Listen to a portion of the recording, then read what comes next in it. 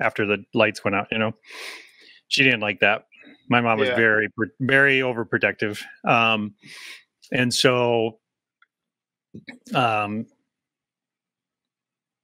I built the half pipe, and then that's when like even more people started showing up. And that's when I first met Marty Schletzinger, who, he was in like one-on-one tricks, like Camarillo. He was in the Camarillo part. Yeah, he was in the Camarillo. Yeah, so he had grown up south of the cities, and I met him before he moved to California.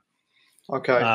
And then started in all of that. So I rode with him a little bit. And then there was other guys that kind of in his crew that, and then my dad was super accommodating. So he would like expand the ramp, extend the landing deck and other things, and so it just became like a really good place, and lots of people would just come over. And I mean, I'd wake up, I'd get out of the house sometimes and there'd already be like 4 or 5 people out in the yard riding, so. Oh, okay. Oh, wow. I've seen footage. I saw it on YouTube of the Kurt's jam and like the half. I was pretty blown away. Yeah. But how did you come to make a half pipe? Is this early? This sounds like early for a half pipe. Was it an intentional half pipe or 2 quarters with like a bit of extra flat? Yeah, it was like probably 85. I think that's when that video's from, 85, 86. Okay.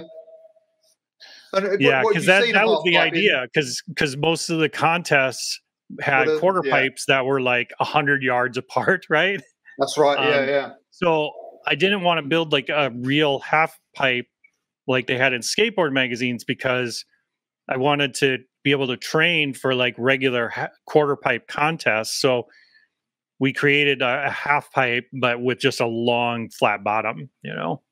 Yeah, like contests or like the AFA kind of thing. There was no half pipe contests, not until 86 when I did King of Vert.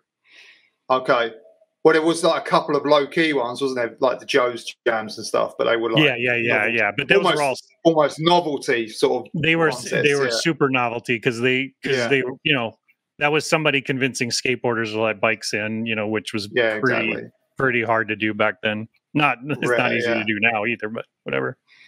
Oh, and what was because I didn't realize until I watched some old video footage of you that you could like blast some real airs, like on them quarters. Like, there was someone, they were doing a height contest, and someone was robbing you of about a foot of height with his measurement. Have you seen that one? Yeah. I was like, man, it wasn't there. You're like,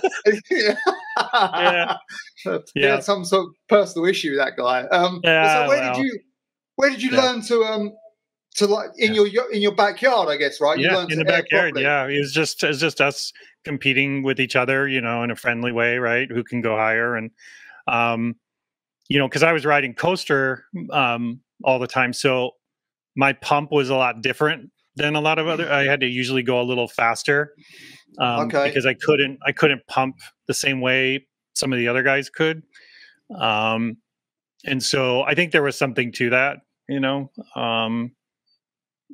I would just naturally pedal as fast as I could. And like, all right. And so,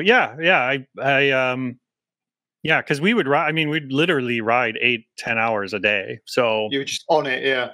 You're just on it, so, but I'd say, for the first few years until I learned how to pump a transition, like I didn't get very high. And then all of a sudden, I figured it out. Like I figured out how to like absorb and release as I'm going up, without having to like push or pull as much as I used to.